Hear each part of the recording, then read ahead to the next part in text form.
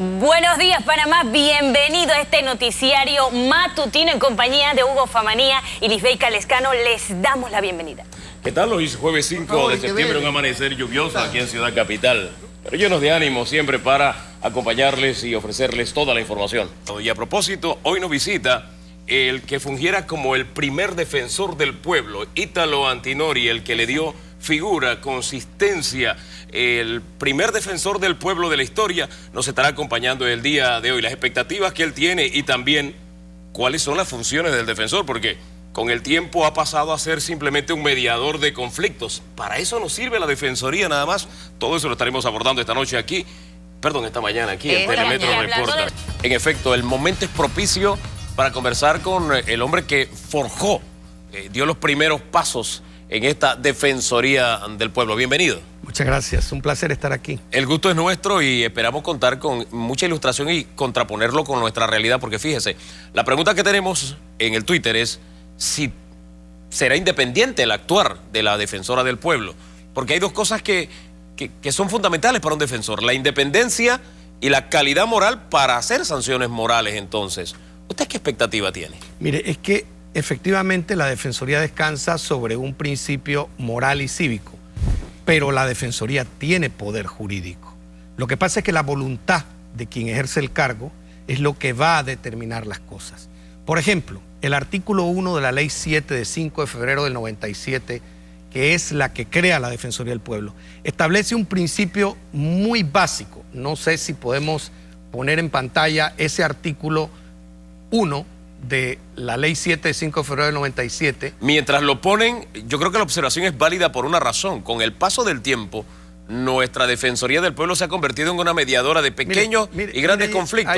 Vamos al artículo 1. Ahí está lo que dice el artículo 1.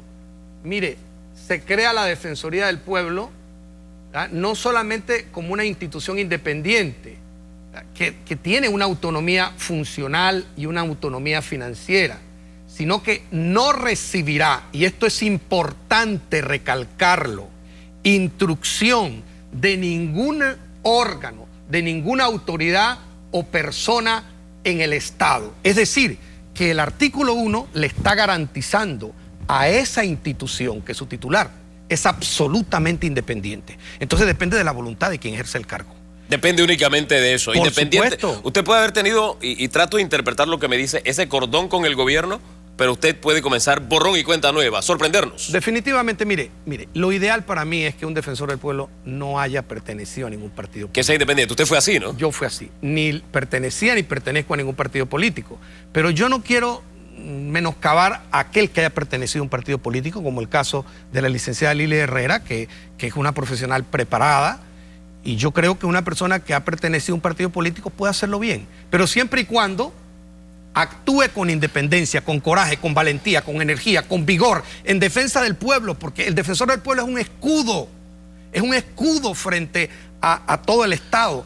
Así como hay Contraloría General de la República en aspecto financiero, en aspecto económico para el Estado, la Defensoría del Pueblo es una Contraloría de los Derechos Humanos y de la legalidad. Pero hay que actuar con valentía, ¿eh? Ese es el punto. Con valentía. Actuar con valentía. Si usted estuviera en este momento asumiendo como defensor del pueblo y viendo la actualidad que tenemos, ¿cuáles serían los 2 o 3 temas más importantes que usted acometería con valentía? Mire, ahí está el artículo 27 de la Ley 7 de 5 de febrero del 97.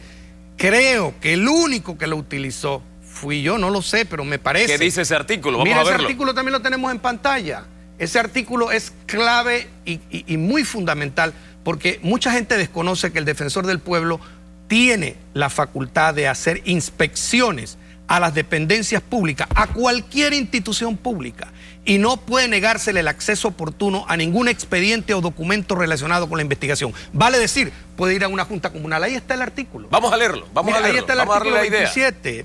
Mire lo que dice. A ver, léalo usted como notario. Hombre, déjeme acercarme a la pantalla, porque acá la letra está muy pequeña, aunque yo soy 2020. Asimismo, el defensor o el funcionario de la Defensoría que el titular autorice podrá inspeccionar cualquier institución pública, incluidas las policiales, penitenciarias o psiquiátricas, y no podrá negársele el acceso oportuno a ninguna dependencia pública ni a ningún expediente o documento que se encuentre relacionado con la investigación. Y ¿Usted esto se me imagina recuerda lo amplio que es esto? Oiga, esto me recuerda algo que usted hizo y que creo que se convierte en un precedente que deben copiar en la Defensoría del Pueblo. Lo que usted hizo en la Caja de Seguro Social. Recuérdenlo, por favor. Mire, eso nosotros lo hicimos en el año de 1999. Resulta que una compañía norteamericana había hecho un estudio en el Seguro Social que determinaba que había bacterias, hongos y mohos en los ductos del salón de operaciones y personas que entraban con una simple apendicitis se morían por los denominados gérmenes nosocomiales. Entonces, pues aquel informe lo tenían engavetado. Yo decreté una inspección con fundamento en este artículo que acabamos de ver, me presenté al despacho de la entonces directora de la Caja de Seguro Social. Era Marianela Morales, Marianela ¿no? Morales. ¿Hubo oposición? Bueno, es que yo le establecí la ley. Ajá. Y es la facultad moral y jurídica del defensor del pueblo. Le dije, lo siento mucho. Con el debido respeto, usted me tiene que facilitar su despacho. Y le revisé las gavetas, todas, con todo respeto a una dama y a una funcionaria, pero tenía que hacerlo. Y saqué la documentación. Y efectivamente había bacterias, hongos y mohos, y la gente se estaba muriendo. ¿Y sabe lo que ocurrió? Como resultado de esa investigación, trasladaron las operaciones al entonces Instituto Gorgas, aquel que está allá ahora, el Instituto Oncológico, y allá hicieron las operaciones. Oiga, tanta garra tiene la Defensoría del Pueblo. Sí la tiene. Y es que le voy a decir algo más.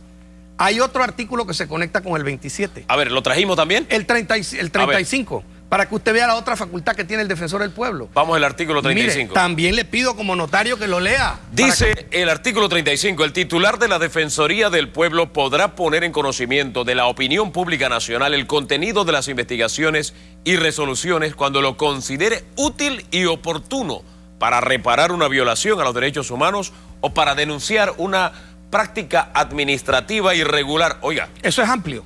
Entonces usted comprenderá que cuando yo descubrí aquello de las bacterias y de los mohos, así como muchas otras inspecciones que hice, inmediatamente lo puse en conocimiento de la opinión pública.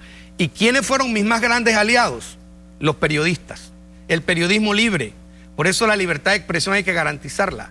Porque el Defensor del Pueblo inmediatamente dice, podrá, o sea, es una facultad amplia, abierta, poner en conocimiento de la opinión pública, porque esa es la defensa, ese es el único instrumento que tiene la ciudadanía para controlar los actos del gobierno, para controlar los actos del Estado, llámese presidente, ministro, gobernadores, regidores, corregidores, toda la estructura del Estado. Pero si se pone en conocimiento de la opinión pública, el contenido de las investigaciones, mire lo que dice, el contenido de las investigaciones, para denunciar una práctica administrativa irregular o para denunciar una violación de los derechos humanos, hasta práctica administrativa irregular. Wow. Es muy amplia. El defensor tiene una tremenda facultad. Oiga, lo que pasa es que no se ejerce. Ese es el punto. Oiga, ¿cuánto tiempo tiene de no ejercerse esto? Porque hay cantidad de gente que han despedido del gobierno, mire, incluso mujeres embarazadas. Y se pueden hacer inspecciones para ver el expediente de esas mujeres. Y el defensor puede jugar un papel. Puede jugar un papel importante. Incluso puede ir a cualquier junta comunal. Puede ir a cualquier dependencia del Estado y dice el artículo 27, que no lo digo yo, lo dice la ley, lo hemos visto, artículo 27 de la ley 7, 5 de febrero del 97, dice que no podrá negársele el acceso oportuno a ningún documento relacionado con la investigación, ni a ninguna dependencia pública. Puede ir a migración, puede ir a la policía, puede ir a los centros penitenciarios. Puede ir a Nati. Puede ir a Nati, perfectamente. Oiga, ¿ya? En cuanto a un cruce de palabras como la que tenemos actualmente entre el presidente y otros políticos, el Defensor del Pueblo está obligado a emitir un criterio, a llamar la atención, a decirle, pongamos orden en este tipo de cosas. Mire, yo solamente le puedo decir algo. El Defensor del Pueblo puede iniciar una investigación de oficio, porque la ley lo autoriza. A partir del artículo 20, 21, 22, 24, puede incluso aceptar quejas anónimas en algunos casos. Lo que no puede es entrar en conflicto entre particulares. Pero, por ejemplo, a mí me llegaban muchas quejas de trabajadores que les descontaban su cuota de seguro social, en esa época no era un delito, y que no se las pagaban al seguro social. Entonces yo no podía ir contra la empresa, porque era una empresa privada. Pero yo, ¿qué podía hacer? Podía ir al Seguro Social y pedirles que hiciera una inspección sobre esa empresa. Otra cosa que brevemente aprovecho para explicar. Aquí se ha estado distorsionando el papel de la Defensoría del Pueblo durante mucho tiempo. Aquí se ha creído que la Defensoría del Pueblo solamente es para mediar. Mire, en el artículo 4, para los que me siguen, de la ley 7 de 5 de febrero del 97, hay 10 facultades que tiene la Defensoría del Pueblo. Hemos mencionado 3 nada más.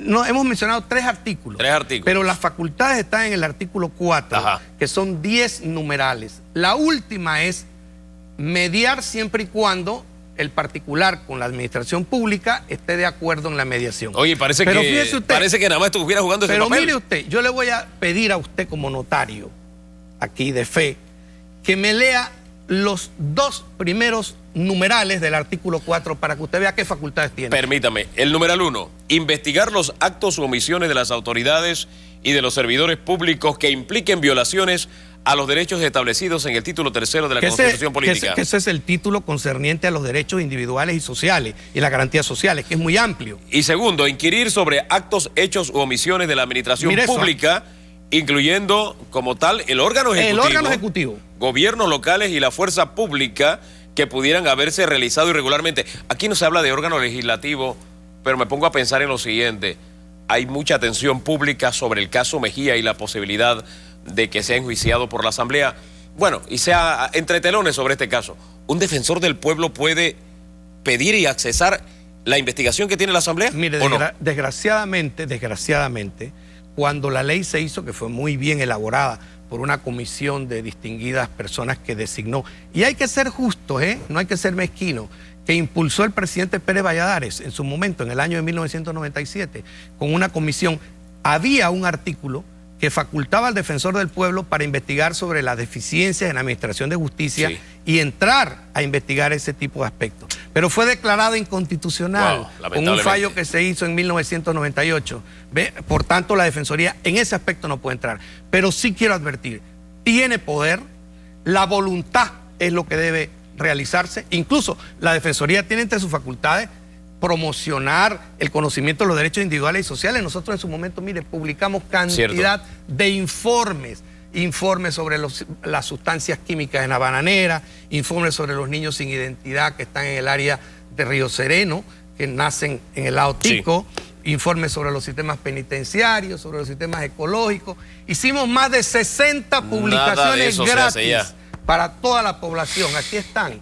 Hicimos presentamos una cantidad de informes. O sea, la Defensoría es una institución muy importante. Pero lo último que quiero decirle, y la última reflexión, es que si un defensor del pueblo no actúa con independencia, y la oportunidad la tiene la licenciada Lili Herrera, de recuperar esa credibilidad que ha perdido la institución. La institución iría al despeñadero. Porque no solamente es una oficina de mediación. No. Iría al despeñadero, dice usted. Iría al despeñadero si no se recupera esa fuerza y esa credibilidad.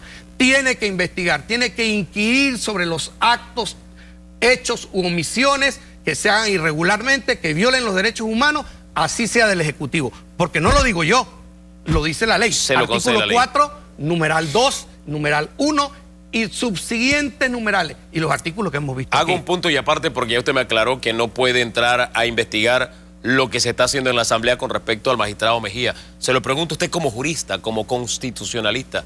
¿A usted no le preocupa que en este momento y por una opinión se esté manejando esta especie de enjuiciar y sacar a un magistrado de la Corte? Yo le voy a decir en una sola frase: no encuentro razón jurídica ni de ningún tipo para que esa sea una causa de enjuiciar a don Jerónimo Mejía. No hay más que decir. Gracias por haber estado acá. Muchísimas gracias, muy amable. Es un honor contar con su presencia. Usted es muy dado a estar dando entrevistas. Le agradecemos que haya tenido esa deferencia porque, si bien es cierto, ha sido criticada la forma en que se seleccionó a la nueva defensora del pueblo, en sus manos está la posibilidad de que recupere la imagen y el prestigio de una institución que tiene que jugar un papel dentro de la sociedad y que tiene las facultades para defender al ciudadano que se ha quedado en completa indefensión. El reto es para usted entonces, nueva defensora del pueblo. Es que conversando con Ítalo Antinori, que en un punto de vista muy particular, muy personal. Amigo mío, muy amigo suyo. Sí, de café ese. Sí. ¿Usted lo defiende a él o él lo defiende a usted? ¿Ah? ¿Usted lo defiende a él? Yo tengo que defender yo porque él habla mucho, pero como viste los maleantes un flojón, tengo que defenderlo yo.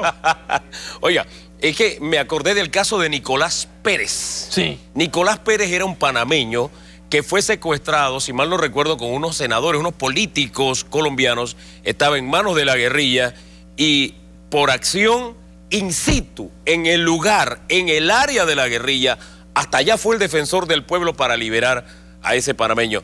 Fíjese la figura, el prestigio y la labor que puede hacer un defensor del pueblo, y acá se ha quedado mediando conflictitos y cositas nada más cuando tiene mucho por hacer. Sí, ¿verdad? Una caricatura se ha convertido en la defensoría. Toda la razón.